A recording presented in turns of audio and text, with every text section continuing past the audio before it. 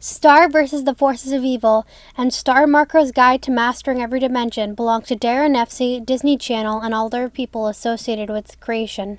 Please go support Star versus the Force of Evil and go buy this book.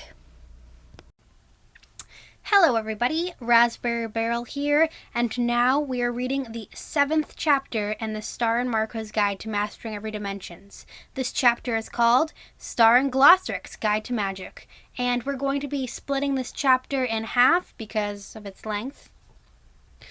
I'm very excited for this because this is the chapter where we get that little sneak peek of the magical book of spells that was later recalled and redone, and then released in September instead of July.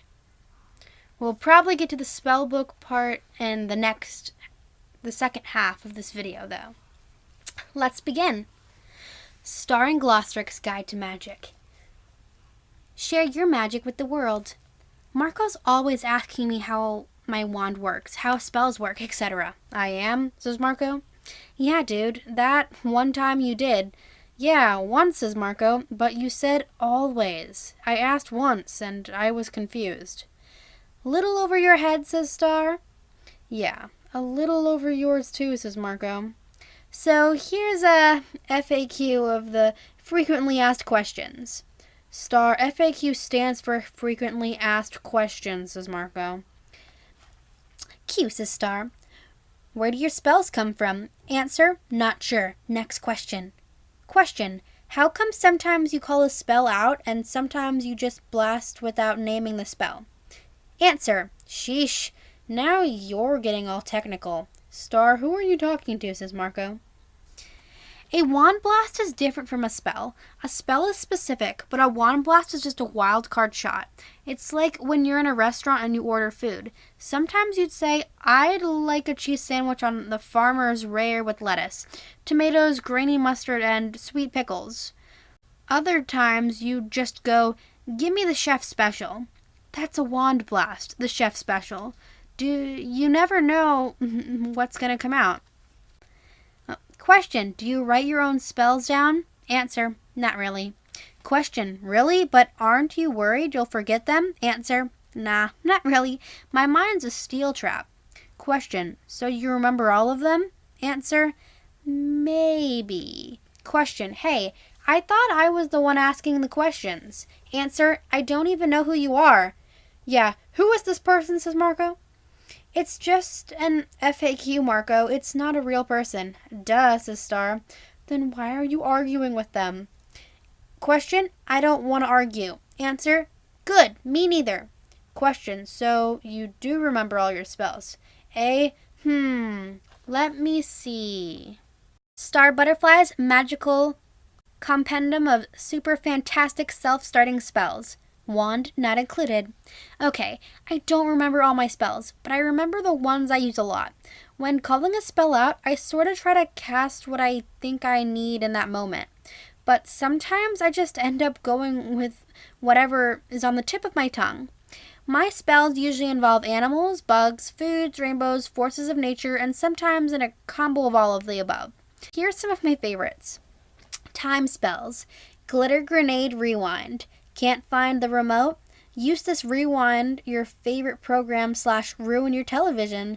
Remember, clocks tick a lot, so the spell can make your television tick like a clock. I'll just use the remote, thanks, says Marco. Easy peasy time freezy. Just don't. But if you must, try easy peasy time unfreezy to undo it. Star couldn't get the unfreezy ones to work. We had to go to the planes of time to do a bunch of stuff to fix it, but it's pretty much worked out in the end. Animal family spells. These spells have animal magic in them. Animal magic is the sweetest magic that exists, and it leaves behind a mild scent of singed marshmallow after you've used it. Yum.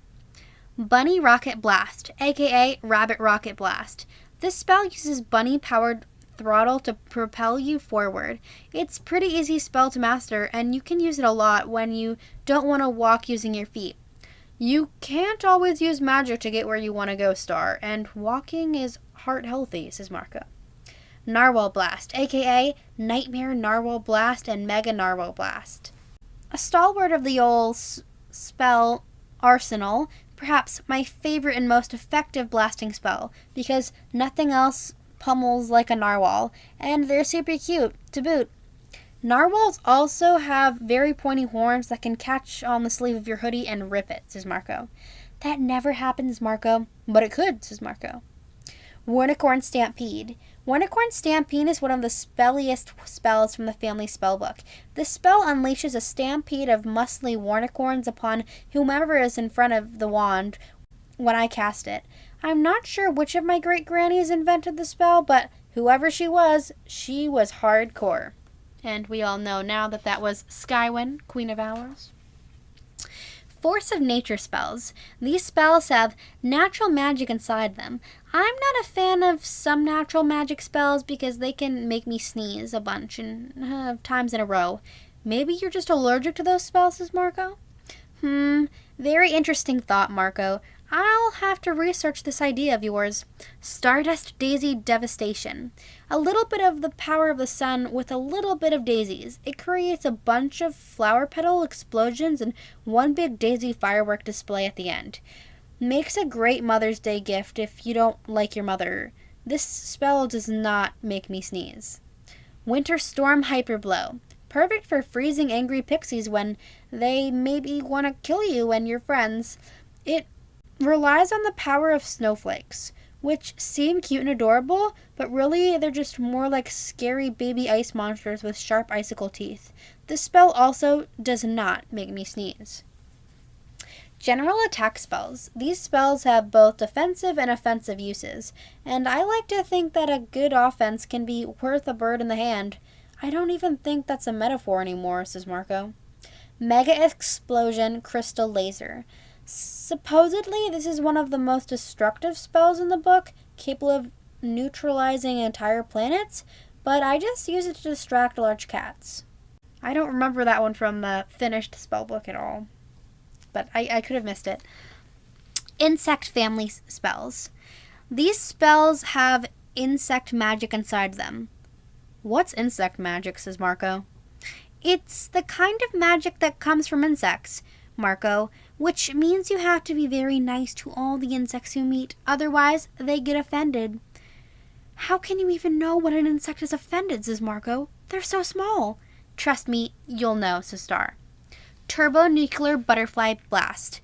For when you absolutely gotta wipe out every monster in the yard, with rainbows and butterflies. This is a great spell, although it once gave me a headache from being in the blast radius. Supersonic Leech Bomb. Send a flurry of adorable radioactive leeches at your enemy. The leeches are super nice about the whole thing. They like meeting new people, so it's kinda like you're doing them a favor. Dagger Heart Blast, aka Dagger Crystal Heart Attack. Imagine a million little paper cuts which infect the target with a bit of a heartache. But don't imagine any more, because that's what it does. That sounds painful, says Marco. You have no idea, says Star. Rainbow family spells. These spells are all rainbow driven, from tiny prism-sized rainbows to giant double rainbows. Rainbow spells have a lot of power behind them. Rainbow Fist Punch. Rainbow Fist Punch is great for leveling the playing field with the big monsters. Sometimes I sort of use it unfairly against the little monsters too, but only if they're really annoying. Super Rainbow Dolphin Slap. I just like the sound of it. I don't use it very often. I don't like to bother the dolphin. It feels kind of rude to ask him to stop everything he's doing and go slap monsters around you. Transformation spells. These spells make things into other things. Mystic Room Sec Transform. Turn any room into a disappearing version of itself. Where does it go? Nobody knows. I hate this spell, Marco. My room has never been the same. Not since Star used this spell on it. Spells you can eat. No, don't eat these. Seriously, says Star. She means it, says Marco. From experience, I can say she is 100% correct. Poison Crystal Cupcake Kiss, aka Cupcake Blast. Tastes like a cupcake, but poisons like a witch's kiss. This may look smell and taste like chocolate, vanilla butterscotch, or strawberry cupcake, but it is not. It will do damage to your intestines and make you not a happy camper for many, many hours, says Marco. Syrup Tsunami Shockwave. This spell has syrup and waffles in it. I don't know how they get in there. It's kind of spooky, but it makes everything it touches as sticky as molasses. Once again, this spell may look, smell, and taste like waffles with syrup on them, but it is not, just because these words, not a happy camper. From Marco. Returnio Armio Normal Ridicus, aka Armio and Armius Normalrino. Supposed to cure Releaso Demonius Infestica, better known as the Monster Arm. This was a spell I once did on Marco, and it caused a lot of problems, so I hope the cure worked. I think so. I hope so, says Marco. Is there a chance it didn't work? I'm sure it's fine, Marco. Your arm looks pretty normal these days. Spells I'm never supposed to talk about. Shh. We're not supposed to talk about these spells.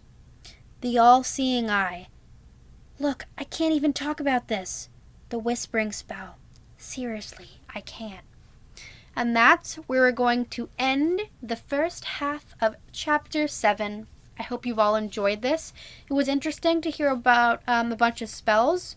And you can see some of the spells that Star used belong to some of the past queens. Ornicorn Stampede and the Monster Arm spell, and supposedly the Mega Explosion Crystal Laser. And Star's chapter in the Book of Spells doesn't give you it doesn't really tell you how to do her spells and stuff, and she doesn't really give you that many, but it's nice. She tells you the names of some of the spells she uses here, and so I guess the magic user to read this book could say just the name of the spell and it would work. And she supposedly answered some questions, but not really. And she's not allowed to talk about the all-seeing eye or the whispering spell. And when I first read this, and just everything we know about the whispering spell in general, I was like, oh, this whispering spell must be crazy. And I have to say I was a little disappointed in the finale. I feel like the words to the whispering spell, it just wasn't as scary, interesting as I thought it would be. So I hope you've all enjoyed this reading of the first half of Chapter 7. See you next time. Star versus the Force of Evil belongs to Daron, nefcy, Disney Channel, and all other people associated with its creation. Please go support Star versus the Force of Evil and go buy this book.